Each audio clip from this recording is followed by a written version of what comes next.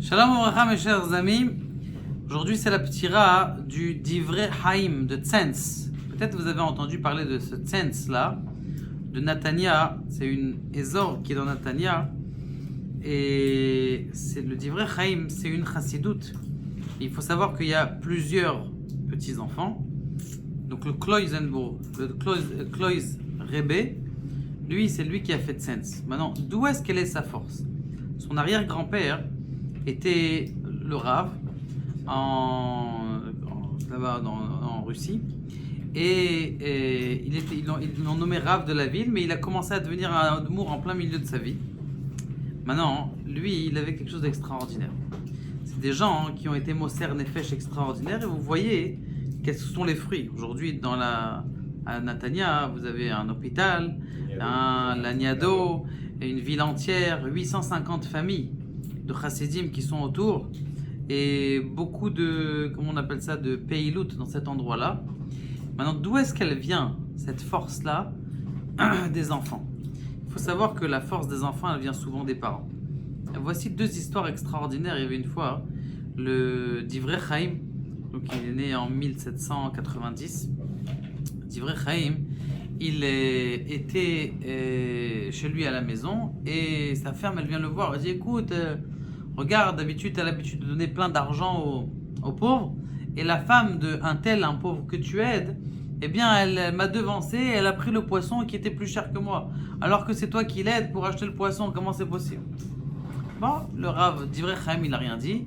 Et qu'est-ce qu'il a fait après? Il l'a donné à cette famille-là qui a acheté un poisson plus cher. Il a dit: bon, si Kaniré, ils ont besoin d'un poisson plus cher, alors je vais leur donner plus d'argent.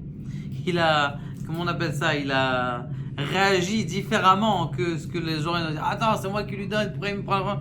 Pas du tout, Kaniré qu'il a besoin d'un poisson plus. Mais Choubar, je vais lui donner plus. Ça, c'est une première histoire. La deuxième histoire de la Messirut Nefesh, elle est qu'il y avait une fois une almana, il était en train de marcher, en train d'étudier. Il y avait une veuve qui était là et qui vendait ses pommes. Elle va partir voir le rabbi, le Divrei Chaim, me dit: rabbi, regardez, j'ai un problème. Il dit: c'est quoi ton problème? Elle dit: j'ai des pommes et il y a quelqu'un qui a sorti un mauvais nom sur mes pommes, comme quoi elles sont amères, elles sont acides et qu'elles sont pourries. Et du coup, j'ai acheté une grande quantité de pommes et j'ai rien de quoi manger à la maison. Le Divrei Chaim, il se lève en plein milieu du marché. Il dit: venez ici, des très bonnes pommes à acheter. Et il commence à vendre toutes les pommes de la veuve. Il vend toutes les pommes, du début jusqu'à la fin, il vend toutes les pommes de la veuve. Maintenant, à la fin de la vente, elle avait un gros chariot de pommes. À la fin, il dit: tu vois, Baruch Hashem, tes pommes, tu vois qu'elles sont tous finies. Elle dit: regardez la force. C'est le Rav de la ville. Le Rav de la ville, il vient, il commence à se transformer en vendeur de pommes en plein milieu du chouk. C'est une Messirut Nefesh extraordinaire. Une Messirut Nefesh d'un arrière-grand-père. Il y a des années, ça, des fois, ça fait des fruits aux enfants et aux petits-enfants et aux arrière-petits-enfants. Parce que le Rav de Tzens, Béhémet, lui, c'est un arrière-petits-enfant. Il était dans la Shoah.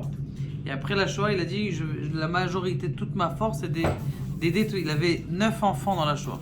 Il a perdu ses 9 enfants. Lorsqu'il est venu en Eretz Israël, il est revenu, c'était un des seuls chassidoutes. Et après, il a encore 10 enfants. Il a eu encore une autre femme. Mais c'était, au début, il était, comment on appelle ça, ils étaient très anti-Israël quand ils étaient en Russie. Mais lorsqu'ils sont arrivés en Israël, c'était le premier qui a reconnu le Yom HaShoah ou des choses comme ça. Et donc, c'est pour ça que, Baruch Hashem, les fruits de quelque chose que vous voyez aujourd'hui, en vérité, c'est la Messirut Nefesh, le don de soi. Et bidiouk, la même chose, vous regardez. Si quelqu'un aujourd'hui, il est Moser Nefesh pour quelque chose, eh bien, les fruits qu'il va voir, c'est pas forcément maintenant, même la génération d'après, même encore des générations après. Plus tu t'investis dans quelque chose, plus cette force-là, elle se décuple. Baruch Adonai,